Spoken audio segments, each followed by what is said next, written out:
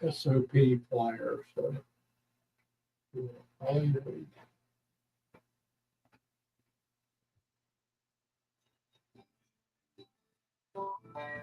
The heart of every man craves a great adventure, but life doesn't usually feel that way.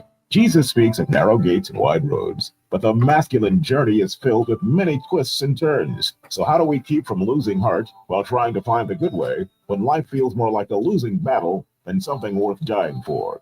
Grab your gear and come on a quest with your band of brothers who will serve as the guides in what we call the masculine journey. The masculine journey starts here now. Welcome to Masculine Journey. We're glad to have you with us this week, and we're continuing to go through the Foundation series. Well, yeah, it's a series. We can call it that. We can call it whatever we want. It's not a pillar. It's a foundation. Pillars of foundation. Yeah. The pillars go on top of a foundation. So our friend Andy, who's not here this week, I don't know why, work release, something. I don't know. He had to go do something. No, he's. I think he's in Missouri. If I remember right. He told me, I just wasn't listening very well. It's a show me state. Yeah, it is. It is. Telling Yeah. you doesn't do it. He'll hear this and he'll remind me of what he told me the other day. But no, anyway, we've been going through this series of the foundations of the ministry. What are the things that we believe in, that we hold on to? If you're new listening to the show, if you're in the Greenville, Spartanburg area listening to us and you're like, who are these guys? Well, none of us have really ever gone to church together. Right? There's a couple of us now that go to church together, but that didn't start out that way. We all come from different backgrounds of Christianity, right? But God brought us all together as a group. And so what are the foundations that we believe in that ties us together, that lets us live out this ministry every day that we do called the Masculine Journey? And so that's what the Foundation series was let's just go back and unpack some of those things that we've done shows on over the years. Let's revisit, renew it in our minds. And then also let other people know this is where we're coming from. And so we've jumped around a little bit. Last week we talked about one of our boot camp talks called the poser. And so, part of the reason we're going to talk about the poser is you have to deal with the poser to get to the thing underneath the poser, the thing that's causing you to want to pose. And that's the topic of this week, which is the wound. Right? Robbie, anything you'd like to add to that so far? Well, I just think it's fundamental that John Eldredge started this, Wild at Heart book, which led to the original boot camps. And so, the ministry was founded by people that met at a boot camp in Colorado, and our boot camps were formed from that same thing. So if you go read Wild at Heart, you're going to get some sense of this, which is all very, very, very biblically based. In other words, the poser, how many times does Paul have to say to take off a mask, that people realize that being authentic in everything, especially with God, is fundamental. But the question is, why do I not be authentic? Why am I buying into lies, et cetera, et cetera? And often it has to do with this idea, which is very biblical. You have an enemy, and Satan roams around, accusing the brethren. It's very biblical stuff. But what does he accuse you of? is kind of where we're going to an extent tonight, because it's of our wounding that gives him essentially bullets in his gun. Yeah, and we're going to talk about a lot of different aspects of it. We're not going to do the boot camp talk. If you want to hear the boot camp talk, you have to come to boot camp. Right.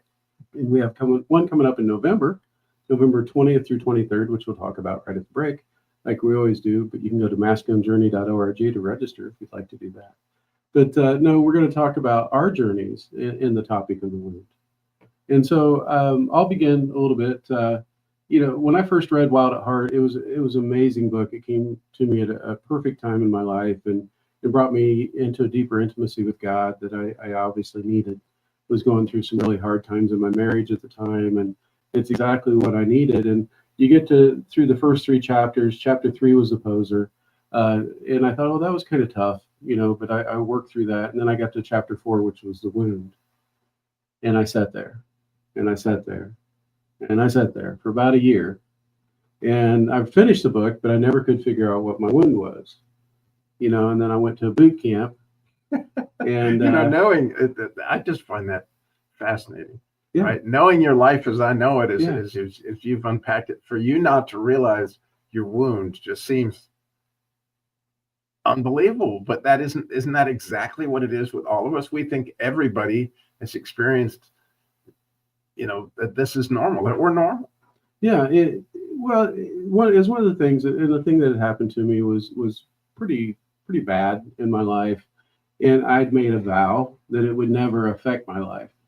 And so every time God would kind of bring up this wound, I'd go, nope, not going there, And so God was wanting to deal with it, and it had to do with being sexually molested as a kid and by a family member, and that lasted until I got on the side of the mountain and heard God very clearly, very lovingly say, Sam, this is what we need to deal with. And at the time, I would have told you that was probably my deepest wound that needed to be dealt with. But it was a deep wound, but it wasn't the most impactful wound in my life. God had to get that one out of the way so he could work on the next one.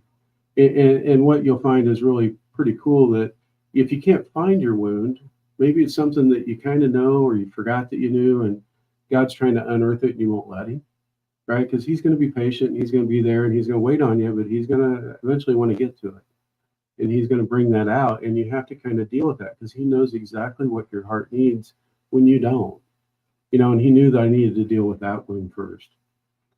Yeah, I think that's gigantic, because a lot of us as men were taught that you don't focus on the past, you just push that away somewhere and you move forward. Right. I mean, that's not something that you need to deal with. Right.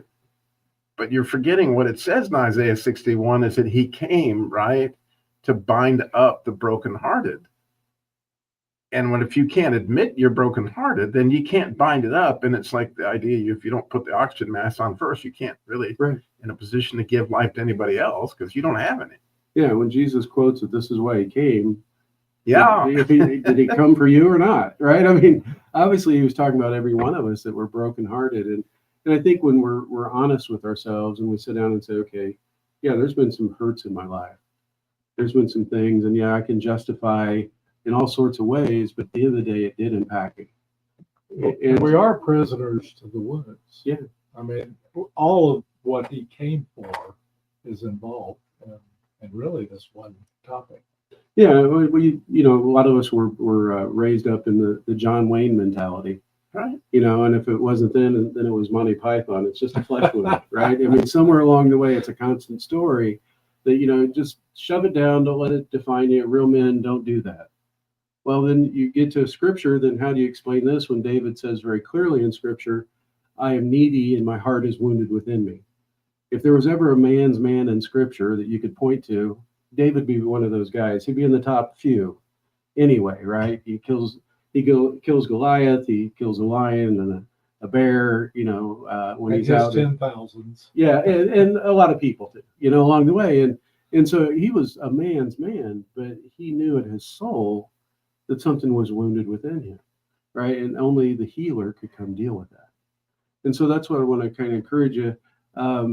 Moving on from that one, and I'll get to a clip before we go to break.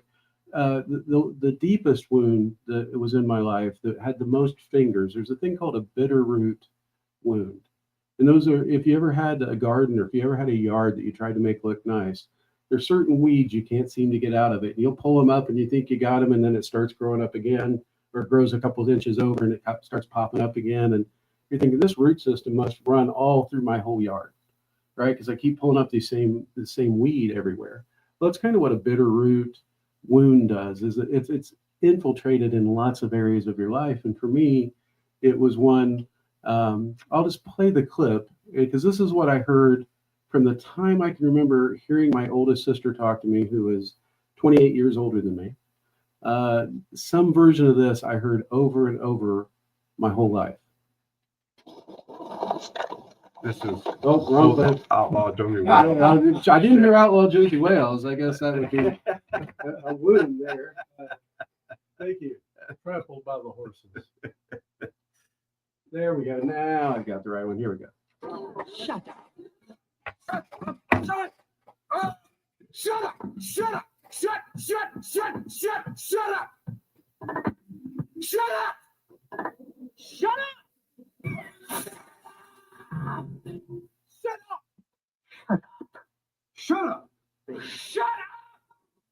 Shut up. Shut up. Shut up. Shut up. Shut up. Shut up. Shut up. Shut up. Shut up. Shut up. Now, I know that was painful to listen to, but imagine how much more painful it'd be to hear it all the time that you're dealing with a sibling and someone that's an adult when you're a kid. And, and the part about it was I couldn't reconcile for the longest time. My parents, who always seemed to be very defensive and protect me, didn't protect me from my sister. And there was some wounding in that they never once in my presence ever told her to shut up or to not say that. And she would say, shut up. But she'd say, shut up, motor mouth. You have nothing important to say. You still talking. No one wants to hear you talk. That was a constant thing. And the thing about these wounds, the first one that I had, and then you have this other one, and God chose to work on them in that order, because with each one of these wounds, you make an agreement. And that's where the enemy has power with you. When he comes in, and like when I was sexually molested as a kid, the first thing I heard, and I don't know why, but it sounded a lot like Pinocchio, you'll never be a real man, and I made an agreement with that, and so whenever a girlfriend would break up with me or she'd start seeing somebody else, it was always, see, she found a real man. That was the story of my life, because I made this agreement, and if I can't be a good enough man, then everybody's going to leave me, right? And so that was from the first one. And then the second wound was, if I really just speak up and talk, no one's going to want to listen. And so it's just better to shut up and not say anything. And so you have these two things that have been instrumental in my life, and I take those into my first marriage. I wonder how that's going to work out, right? Quietly. Yeah, quietly, But for me, it would be quiet, quiet, quiet rage, quiet, quiet, quiet rage. Go from there, and because it would press on these things too closely, and so we're going to let other people talk, I promise, in the show. I just was wanting to unpack a little bit of it, because one of the things I wanted to point out is each step along the way, God has a method to what he's doing, right? And I have a series of a couple failed marriages, right, that didn't work out. And a lot of that had to do with not just me. There were two of us involved. Well, actually more than that when you count the enemy in there.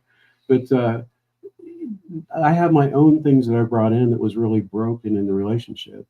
And that made it hard enough on its own for it to not want to work out. And then when the spouse brings in their own baggage, makes it even tougher. And we're going to talk more about that. And we're going to talk about the healing that we get to. We're not going to leave you broken and wounded. We're going to get to healing. Go to masculinejourney.org to register for the upcoming boot camp, November 20th through 23rd.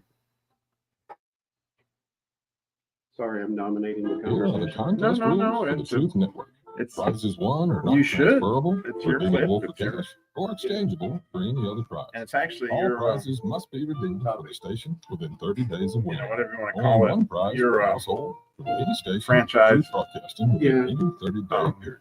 The Talk, rest of our whatever. contest rules are listed under the About Us I link just, at our website, truthnetwork.com. I'm going Thanks to for jump off playing the line. and listening to the Truth Network. But you just brought us all a lot of healing through this discussion. If you love them enough to listen to them practice the Perfect same sound song on on you. tuba, Yeah, no, that makes sense, right? please be done. Over and over and over and over and over. Then surely you'll check nhtsa.gov/the right seat to make sure they're correctly buckled in the back seat. Sounds good, honey. Check today at nhtsa.gov/the right seat. We should use Brought that to you for by the the post. National Highway Traffic Safety Administration and the Ad Council. Now I'm here.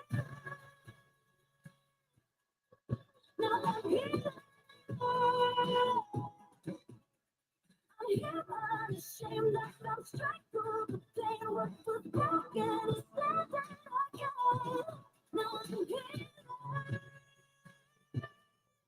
Now I'm here.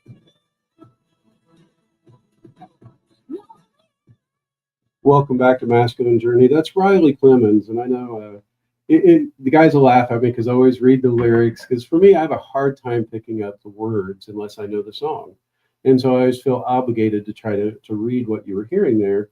But it's really pretty powerful, and that's why I chose it as a bump in. Was she's singing, "Now I'm healing, now I'm healing. I'm here unashamed. I found strength through the pain. What was broken is standing again. Now I'm healing. Now I'm healing. And that's what we're talking about is God will take you through this journey. And it's not always a pleasant journey, is it, Robbie? Oh my gosh. No. It's painful. It's painful, but it is also a place of great freedom. Right. Like, and that's one of the major themes of our ministry is freedom that Christ gives you. In Christ, you get that freedom, but you got to push into it. And, the idea of no pain, no gain is right here. Believe me, is you get that because you get healing through, obviously, he's going to bind up your broken heart to somehow or another give you some understanding of what's in there, which will end up being some type of an agreement, but also all sorts of unforgiveness.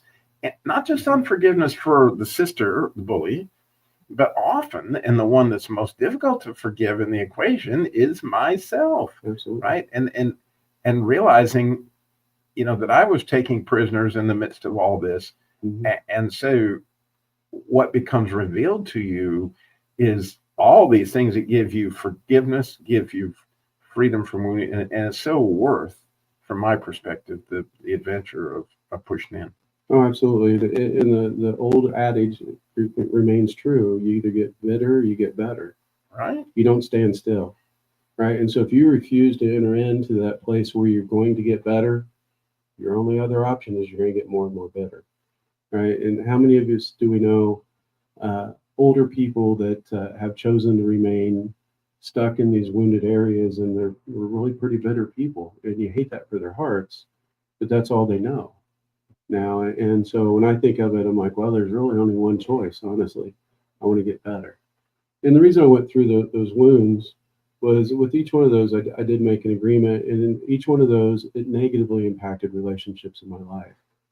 With my kids, when they were young and they didn't want to listen, which every parent goes through, I would get over the top angry because here's just another evidence of people don't listen to what I have to say. I have nothing important to say. And until I had healing in that area, when it should be a level 1 punishment, it'd be at level 4, right? And they'd be grounded forever, or whatever the case is, and no TV for a month, or, it didn't match what was going on. And what was really going on there is God peeled back all these infected areas in my life with this agreement of I have nothing important to say. It came from the wound, and unpacked each one of those relationships turned around and became really strong. And there's been times for me to apologize over my part in their wounding, right? Because I was very much instrumental in it, and God's turned those things into really good relationships now. And later on, maybe in the after hours, I'll talk about some current stuff he's taken me through, but I would never be at some current wound healing unless I went through those other steps. And that's what I want to encourage you by laying that all kind of out there is wherever God wants to start you, go there with him, right? He knows exactly what you need. Look back in scripture, Jesus never healed the blind the same way twice. Right? God's not going to work on you the same way he worked on me. He's not going to work on Robbie the same way he worked on Jim. Right? Because we're uniquely made in his image, and we have unique wounds that have hit us in a unique way. And I guess I'm using that word for you, Jim. And you used it correctly every time. I know. Blown away. Yeah. But so his healing of you is going to be unique. And so that's kind of my 24 cents. There was more than just 1 cent there. But I threw a bunch of it out there. What do you guys want to add or go from there? One of the things, as you said, that kind of hooked me, Robbie, is that we all think we're normal. Yeah. After seeing and hearing from so many men about what their normal was, I had a very abnormal upbringing. I had 2 parents that loved me unconditionally, that stayed together. I had 2 sets of grandparents that lived till I was an adult and also loved me unconditionally. And that's the exception, not the rule. Mm-hmm. And yet there's still wounds in there. Mm-hmm. And the first one I reckon, and I was sort of like you, I got to that chapter and just sort of, okay, this doesn't apply to me. I had a great childhood, and I did. But the first one that God pointed out to me was I had unconditional love, but not acceptance. When I did something well, they said, "You did a great job with this, Jimmy, but you could have done this, and it'd be better." And that was instructional, and it was often information I needed to hear, but it was never just total, great job.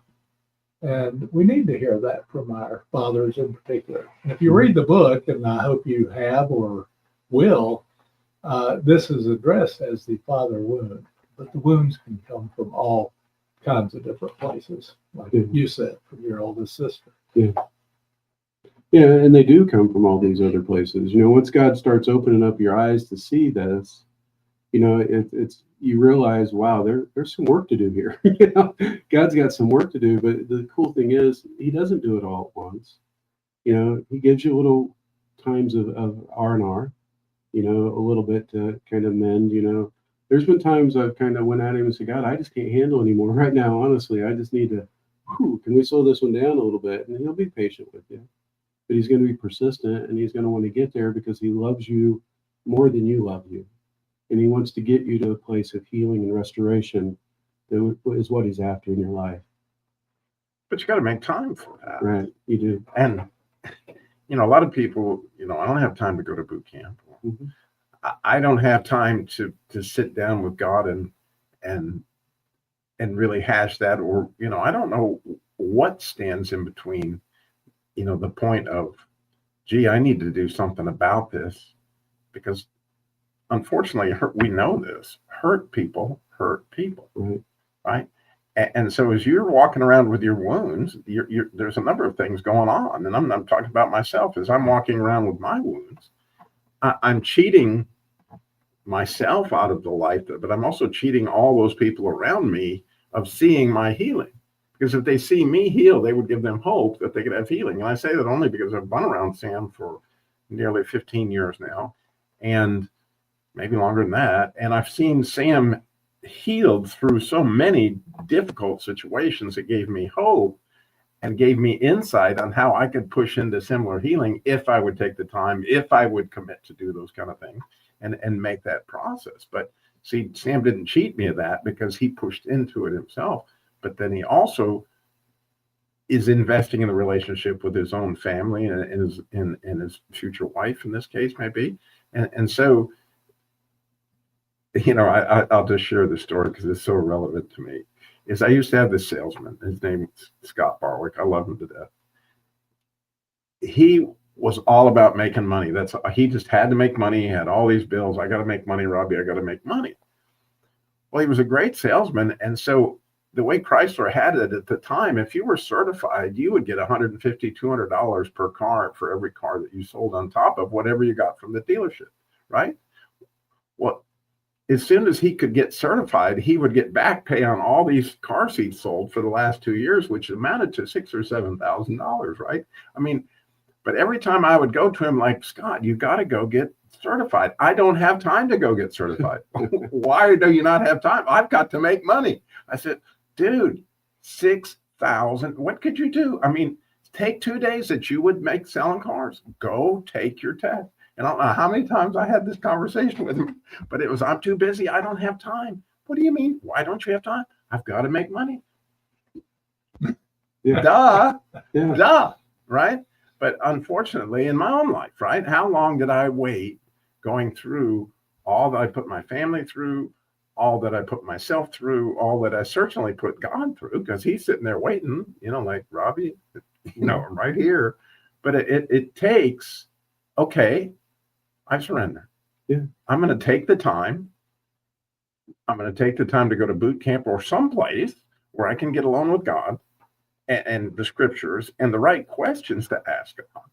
And I can't think of a better place than boot camp. And I just think that it's so worth it. It's unbelievable.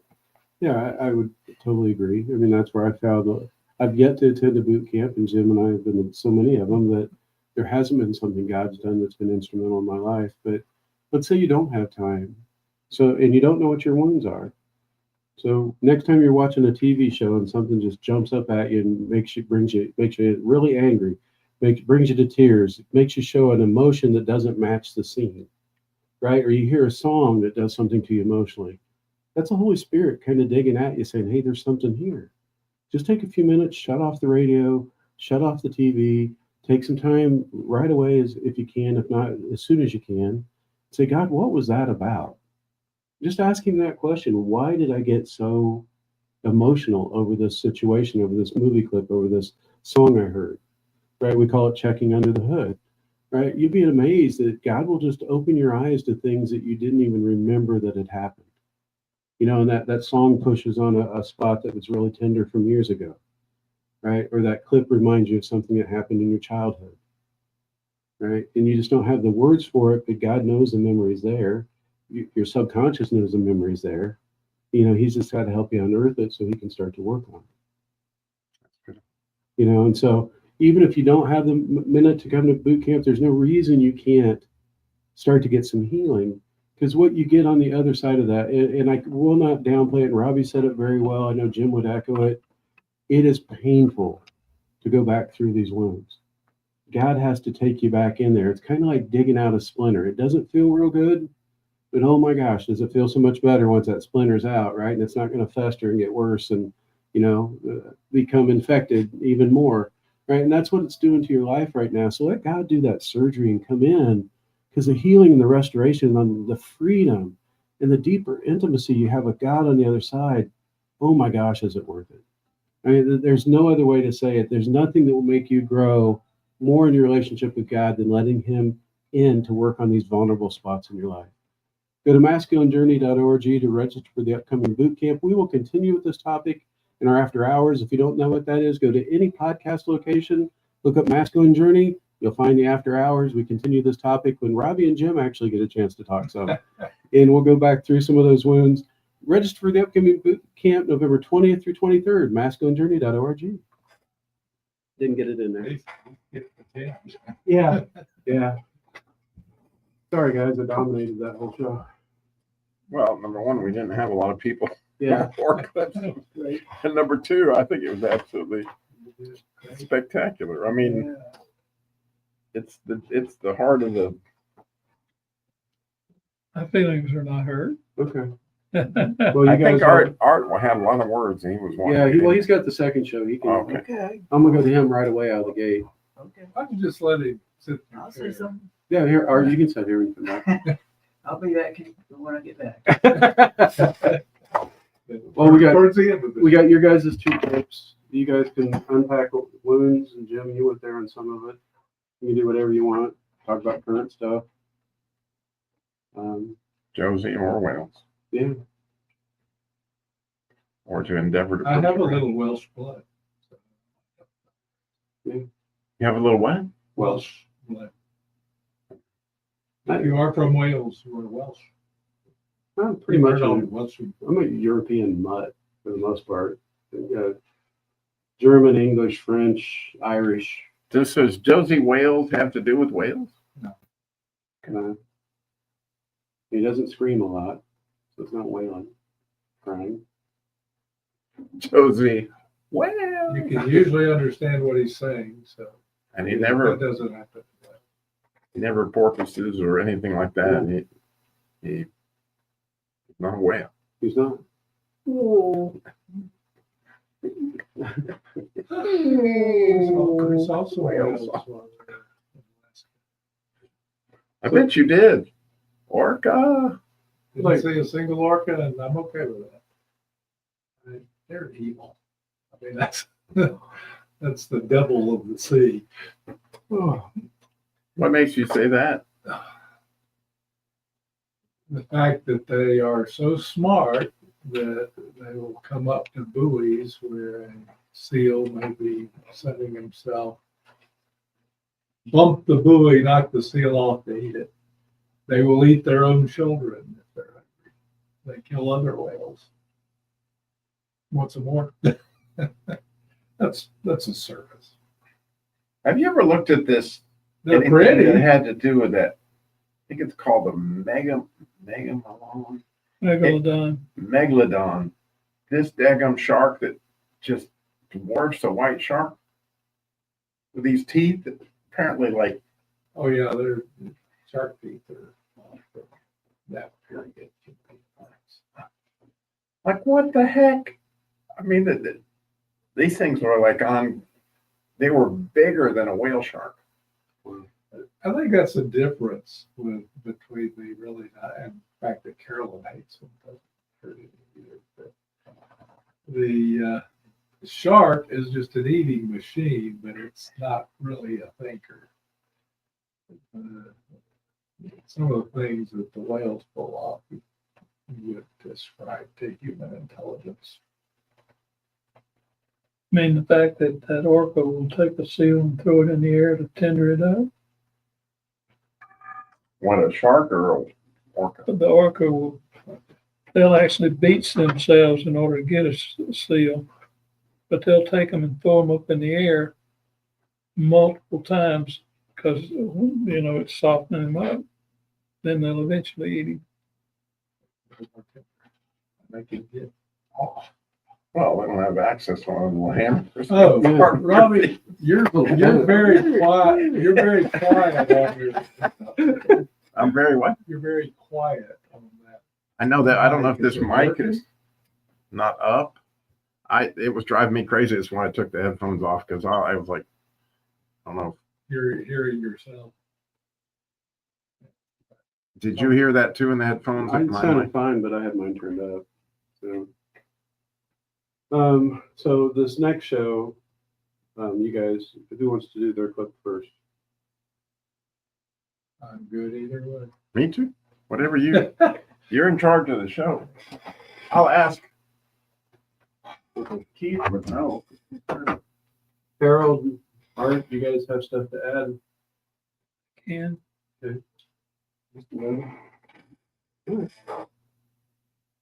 assuming my voice will work, Well, it's better than it was last week. I went ahead and took the cough drop. Yeah. He says I'm fine. He said, Robbie, you're kind of loud. It just all evens out. Well, was he talking about you or your microphone? Me. Yeah, you're like, He's talking about me. You're exactly right, Keith. picking on you. Loudmouth. Yeah. Well, I was thinking, well, even if the mic's not working, I'm sure we can hear it. But it was as if you weren't on the mic at all, where I'm sitting. Right, I felt that with those headphones too. But sometimes, you know, it's I have to look at listen to the podcast. But in the Facebook feed, it's off this microphone or that microphone. It's a different thing. I think I'll play Click next. Okay. And then we'll do Outlaw Jonesy ones.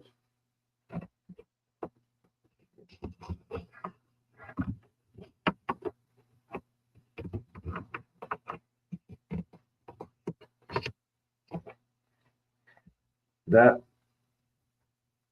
really, you know, I guess I hadn't seen that clip in a while. Yeah. And I never noticed that Harry Winkler's crying as he walks away. Mhm. Um, Henry. whoever it is. Henry Winkler. Henry, you know, Harry might be Fonz. his brother. the older brother. Yeah. Yeah. Whoever it is, the Fonz, when he walks away, he literally has tears coming down his. Yeah. And I had never, and it just grabbed me like, man, if you put yourself in his shoes right that second, it had to feel horrible, like super horrible. I don't know how true it was, but I saw the other day that was the highest grossing Adam Sandler movie. This Click. Really? Yeah. That might be why I didn't see it, because he was in it. It's actually a good movie. Well, it's got Adam Sandler stuff in it, but What? the message is a good message. It's a great message. And a lot of Adam Sandler's movies got a great message. Even Happy Gilmore, which I would have thought clearly would have to been one of his biggest. Yeah. They've done the remake. Oh, I know. Has anybody seen it? I've seen it. Is it good? It was all right. A lot of cameos. Is Bob Barker in it? Just in flashback. I thought maybe the artificial intelligence came Yeah. in or something. Yeah. Fight him one more time. Bob Barker. Price is wrong, Bob.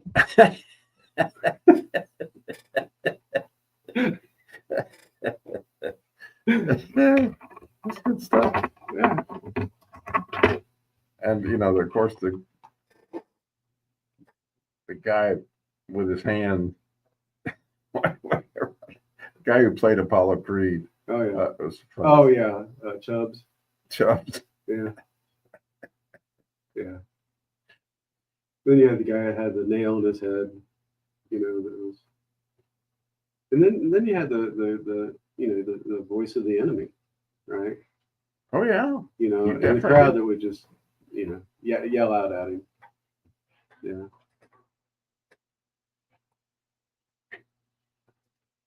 Harold's chuckling inside. Thinking about that movie.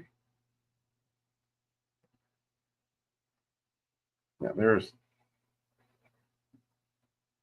it should be a classic. It is. I mean, Yeah. it's the humor, and it's hilarious. We got about a minute. But I was listening to a clip from Rob Schneider. He was talking about that in the movie Big Daddy. The producers didn't want him in the show, and Adam Sandler talked to them to let him be in one scene with one line. Well, it ended up he just kept inviting him back the next day and telling him to say certain things, and he ended up getting a pretty big role in the show. And he talked about how Adam had taken care of him through his career when he was having trouble finding jobs. That he would give him little bits and pieces in every one of his movies just so that he would have his face to be present. And just it was a pretty neat story. Anyway, I think so too. Oh, I don't want to listen to that. It drives me nuts. And I don't want to be nuts.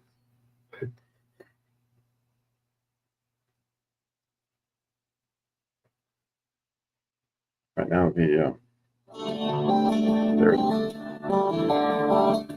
Coming to you from an entrenched barricade deep in the heart of central North Carolina.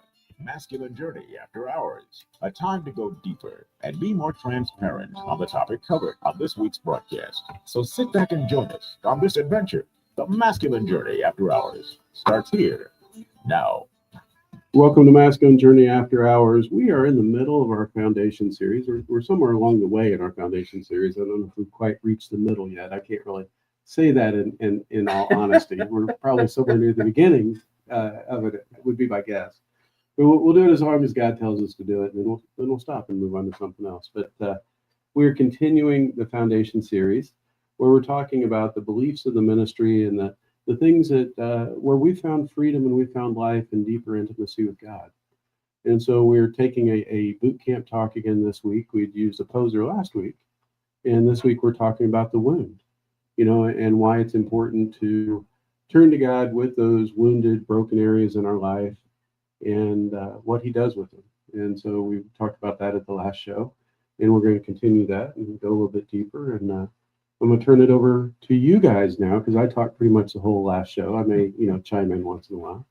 But Robbie, you have the first clip of this show. If you want to set it up or however you want to go about getting it played. Yeah. I didn't know what to say there. I ran out of words. I was like, I got nothing. So, it's usually described in the book Wild at Heart as the father wound, right? Right. And the fact that every man, there's some level where the enemy wants clearly you to take whatever your father wound is and project it onto God to create a lack of intimacy between you and God based on a lack of intimacy between you and your father. Mm-hmm. And, there's a pattern there, but obviously, maybe I shouldn't say that, but one of the most amazing relationships in the Bible is that of Jesus and his Father, right? Here's a picture of what this should look like. Here's what this relationship should be. One of, just unbelievable admiration, love, support, acceptance, all those things. And it's the most fabulous relationship, that you can possibly dream of, especially if you think about it. If you had some kind of relationship with your dad, there were probably special moments in there. I hope they're not totally tainted, but times he took you fishing, or maybe you went on a special trip somewhere, or maybe, it was at a certain event that he took you to, or whatever it was where you felt loved and accepted, and you wanted to go on that kind of journey, and you wanted to do it with Dad. That was what you wanted. And unfortunately, when that didn't play out in the rest of your life, it seemed to be pointed back that I don't have what it takes. It's not a matter of my father let me down. It was a matter of I'm letting down my father, or I'm a disappointment. Right. And I had a great father. There's no doubt he was a great man. And in so many different ways, certainly in his career, climbed up the ladder at General Motors, actually to becoming a vice president of General Motors at one point in time through Buick Motor Division. And he had this very illustrious career, which made him very, very busy. So, he would leave out on Monday morning to go do his work, and we wouldn't see him again until Friday night. And by that time, he was really tired, and he had a bunch of work for us to do over the weekend. And but when he took us on vacation, it was a different deal. But that was what I learned, that was what a man does. Is he, goes out and provides at some kind of level that was above excellence. And my father believed in above excellence. And so one of my wounds was that I was a disappointment to my dad, that I didn't have that kind of career, that I couldn't possibly compete intellectually with him, and things like that. And so as that projected on throughout my life, part of what happened to me was that I didn't like hanging around him. As I got into my late teens and early 20s and trying to find my own way, I wasn't looking for, I need to go spend time with my dad, because at this point in time, it hurt. And it made me feel like less than, made me feel like a disappointment. And that led to a relationship that wasn't what it should have been. Mm-hmm. And undoubtedly was projected on God by some level. And so this clip that I want to play is from the movie Click, which is, to me, one of the more amazing Adam Sandler movies. And the idea here, this man has got a remote control, like a man with a remote control. And he's able to go back to places in his life, and revisit them, and even hit super slow mo to go through them in any way that he wants to revisit that, or he can fast forward through his life to see, what his life is going to be. But the problem is, once he goes through it, he can't come back, and he realizes the man that he becomes is a lot different than what he felt like he should have been. But a lot of it was because he was driven by his father to be, not less than. So in this scene, he is trying to do all his work to be, all the greatest of whatever it is that he does. He wants to be the greatest. And he's so busy that he doesn't have time for his son first. But then his dad shows up and he wants to take him to dinner. And again, when you hear Adam Sandler speaking, some of the times it's him, the character of him, as he was in life. But the other one is him with the remote control talking to himself, is like, what a schmuck. He's talking about his own self, that he was being a fool in not taking advantage of the time he had left with his dad, because shortly after this clip, his dad dies. And then where is he? He doesn't have a chance to go back and have that relationship with his dad. So as you listen to this, you can kind of get a feel of what that feels like. So, Michael, I had a wonderful idea. Your mother's playing canasta with her friends tonight. I thought, oh, what a great opportunity. You, me, and Ben should go and have a boys' night out. Can't. What do you mean you can't? You have to eat sometime. We could whistle at pretty girls.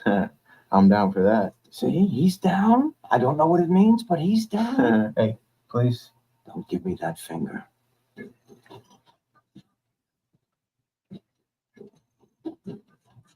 I'll make you a deal.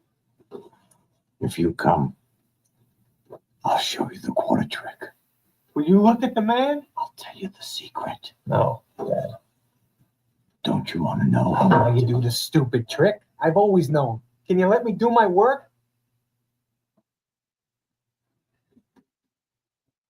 You've always known. You're pathetic.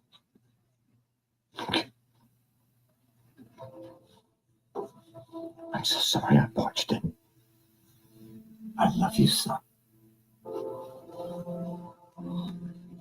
See you later, Grandpa. I love you. Dad. Pop. Pop.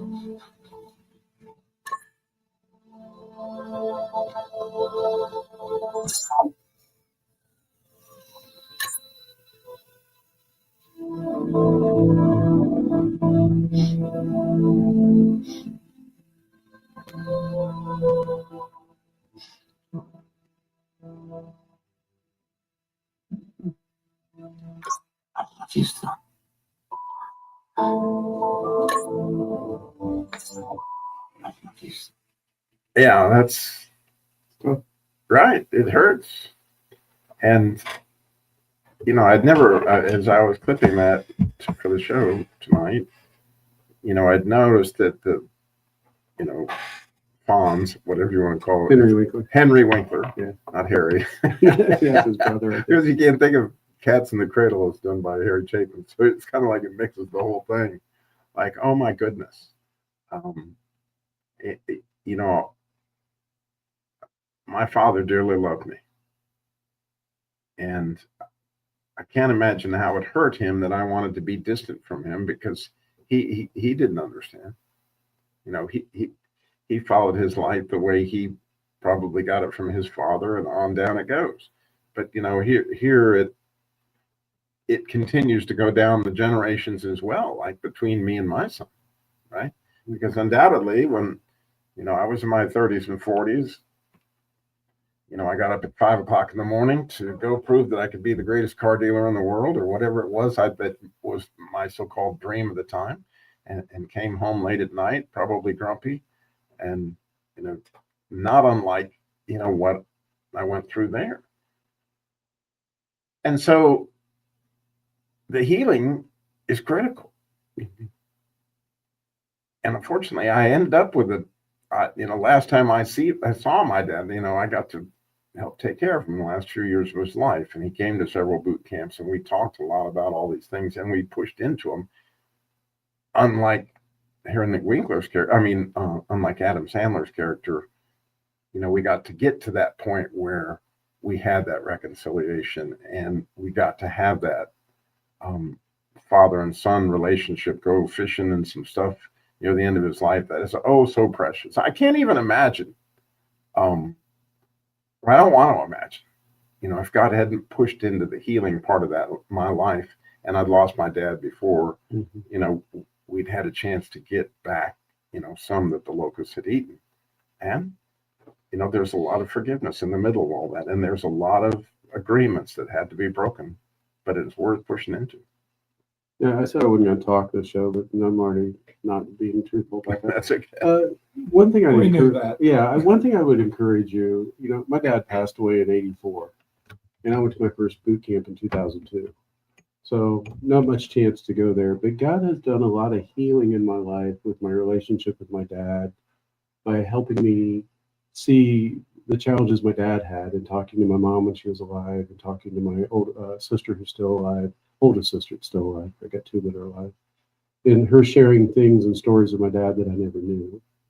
You know, and so there's still healing available even if the person's not there because the Father's still there. And he can still take you into those things. And so don't write anything off. Just let God take you where he takes you. So. Okay. Being looked at. It must be my turn. Well, you could do it, but let me go to Harold real quick first. Then I'll do your Go right Harold, ahead. would you like to add anything to the topic so far that we've been talking about?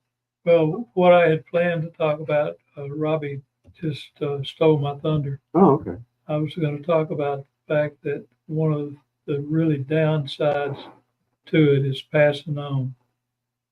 And we can be so hurt that we rebel, and in our own way, in a different way, we hurt our son so that he gets a father wound.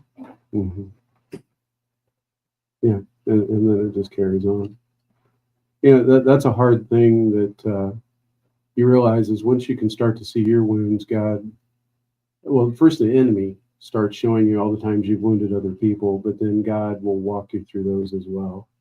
You know, and let you go back and know when to apologize or how to apologize or how to let it go when they don't receive it, right? But, you know, just following his lead and, he's taking you down a path that he wants to take you. And so I think the wound you give hurts worse than the wound you get. it hurts every bit as much anyway. Yeah. Yeah, it sure feels that way. Okay. This is sort of a Paul Harvey version. You're going to get the rest of the story in the clip, but these are two guys, and the culprit here is the United States government for both of them. One was a Confederate soldier, and one was a Cherokee Indian, which the Cherokee is enough. And that his name in this is Stan Waddy, and he has been sent on the Trail of Tears, where he lost his entire family, to transplant them from Carolina, Tennessee area to Oklahoma. And then what's happening in this is he has gone to Washington, and he's still wearing his frock coat in the scene here, talking to the hero of the entire movie, Josie Wales, who has virtually nothing to say. Let's go ahead and play it, and we'll chat on the back end.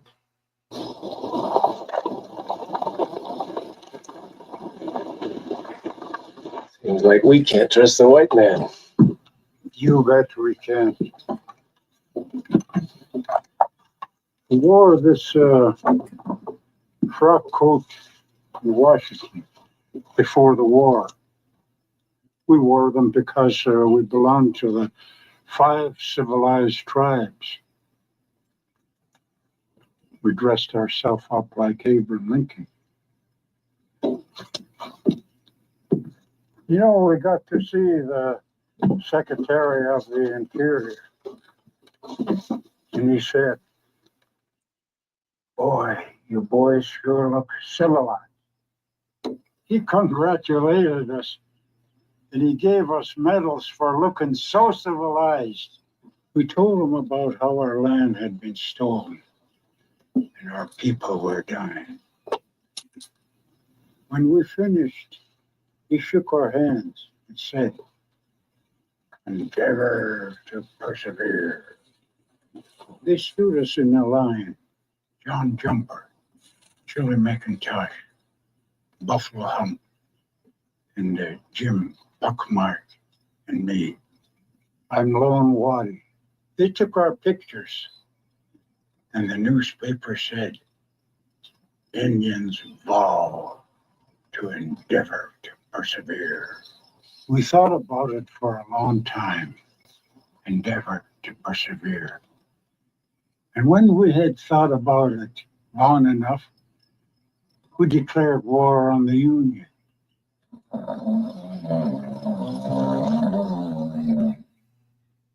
that last little bit of story was Josie Wales excited about the story. I picked this one largely because I love this movie, but the wounds that we suffer often can be totally, and usually are totally out of our control. And he was trying to defend his people and just got a medal and a nice set of clothes and congratulated for being civilized. And so they went to war. And that the governments, to me, are general, and I'm not saying anything political about what's going on now, but governments are institutions created by men, but they're not men. And to get to know people, it has to be individually. And my father was well loved by people of many levels. And one of the last wound I recognized that God took me through was how I could not be like my father. I wanted to emulate my earthly father as well as my godly father. And I always felt, sort of like Robbie said, there was no chance I would come up to the stature in the community or in much of any way to what my father was. And the wound, and I often will say most of my wounds are self-inflicted, Mine was, but it was because I wanted to emulate him. And I was not the man that he was, and I wasn't meant to be. But the way God healed me with that, and this was, well, I mean, I was well in my 40s and I went to divinity school. And my father, and just I could feel it now, sitting out in the car outside our house, my house. And he said, Jimmy, I'm so proud of you. And that from a father means everything. And if you didn't get it from your human father, you've got it from your heavenly Father. And that was the point that I really wanted to get to. He's going to take you to the healing of whatever wounds you have, however horrific they may be. He can get you to that point of loving people and emulating his son, Jesus Christ. And that's our goal. Yeah. And once you start peeling back wounds, the thing is that you start to find your voice, you start to find yourself that was lost along the way, that you start to uncover the identity that God created you to be that got stolen from you as these wounds came in, as the agreements came in with the enemy, as the vows were made to never trust anyone again, and whatever that vow looked like for you. I'm never going to open up and be vulnerable. You know, whatever those things are that seem very self-protecting, but are just a cocoon that suffocates you, right? And so when you get these healing, you get this authenticity to yourself that, you know, you become okay with the person you see in the mirror, you know, and not ashamed. And that's what I loved about that bump that she talked about in the last show was, I'm unashamed. Right? The sort of forgot the point of my clip, Sorry. but well, no, you were fine. The real message that I got from this is that sometimes we've got to fight for that. In fact, most of the time we have to fight for that healing, and it takes us back to being the warrior that we're created to be. If you do like, and Sam, I sort of identify with this. I wanted everybody to like me, and I just, you know, would take all kinds of abuse. I still do to a large extent. But at a certain point, and the point is best for me, is defending others. Mm-hmm. And the fight is worth fighting when we have dealt with our wounds. We're in a position where we can fight. Wounded warriors happen, but you can't fight wounded for very long.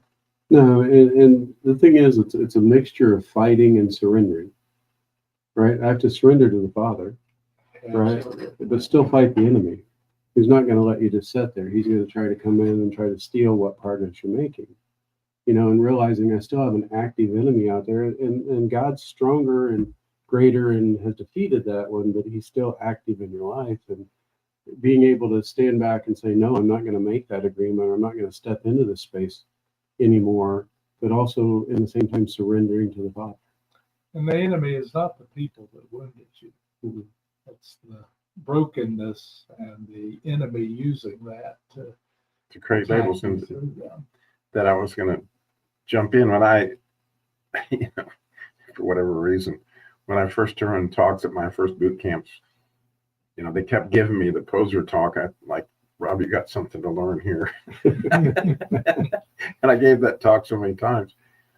And I think part of it was because I really enjoyed the beginning of the talk was that everybody knows what a squirrel is. It's in its name. And when you think of the label squirrel, you don't have to, you know, you see it, you know, with this little, you know, you get the whole squirrel picture. It's like right there, right? Yeah, or nice. You know, if you know a goose, you know, they'll you know, and every animal has a very particular identity. And if you saw that goose trying to be a squirrel, I mean, it doesn't fit, right? And we, you know, begin to accept labels at very young ages of something that we are not. And the enemy is right there to help you to put the label on you, motor mouth, right? You got nothing of value to say. And if you can't see it, that the picture there for who do you know more than Sam has got something worthwhile to say? He's an amazing teacher. And so the enemy was attacking him, trying to get him to be something he wasn't by giving him a label of something he wasn't, right? And the idea of the masculine journey, to some extent, one of the foundations I believe in, is pushing into your true identity. Who did God make you to be, and how is it that you reflect his glory like no one else can? And so as you begin to unpack this wound, as you begin to get the forgiveness, as you begin to get the freedom is to what? To be who you were supposed to be. Not the executive with Buick Motor Vision. Who cares? I don't want to be. You probably don't want to be in the Navy anymore either, do you, Jim? Or maybe you do. I don't know. But you still do a lot of cruises. Well, at this point, I got the ship. But nonetheless, the idea is he made you to be you, and nobody can be you like you. And when you shine like that, all heaven rejoices, because they don't get to see that aspect of God unless you have the freedom to walk in it. So when we did the poser last week, we're doing this, they go together so well, because when we throw out that false identity, then you're allowing the wound and the pose to keep you from being who you really are, which is the healing that's available, is the real Sam, the real Jim, which are definitely amazing people if you get to know the real one. And that you brought up the Navy as an example of, I wanted to be like my father. He was a captain in the Navy in World War II. Well, he wasn't a captain then, he was a lieutenant. But I wanted to be like my father, and that was part of it. But it ended up not being me. I was too blind, too fat, and too old the 3 times I tried to get in. But we are to be our own people, and until you can be authentic, you're in that pose, and you're going to get those ones. And the thing that's really pretty cool is you walk more in your identity and you become more authentically you. The relationships you have are truly because they like you, not for who they thought you were, but for who you really are, right? And you get a really deepen those relationships. My relationship with my kids are much stronger because they know I have faults. They walked through a lot of this at boot camps with me on my boys and things like that. Art, I wanted to get to you. Did you have anything you wanted to add on the show? I did not ask you anything. You've been sitting over there quietly. Well, just a little. Sam, your clip, shut up. It reminds me of Andrew's clip where he said, "You big dummy, you dummy, you big dummy." That was a few years ago. Was he? I guess he was talking about wounds. I don't remember. He was. He was. And yeah, I remember that. I liked his clip so much, and it prompted me to talk a little bit in the group. I mean, in the group, not on the radio. Yeah. But I've been coming here a while, but I'm quiet. I don't talk a whole lot. It's just once in a while, I think that I come up with something that somebody might want to hear over the radio, and I talk some. But just want to say I really appreciate, Sam, you going through this. And I may not talk about it out loud, but when you're talking about it, I can personally go through it myself, and probably a lot of the listeners out there, it's the same for them. And we can think about our own wounds. And Robbie, Sam, Jim. I know it's been a long time. Okay, and Harold, what a great show. Thank you for leading us through this. I'm more of a student than a teacher on this kind of subject, and I talked about that a few weeks ago, being a student. So we are come to boot camp November 23rd and 20 through 22. Okay, so we did you, okay. Sam. Yeah, we're good. You. We're off. We did good. You did good there. All right, good job. You did good. That was very good. That was a very good way to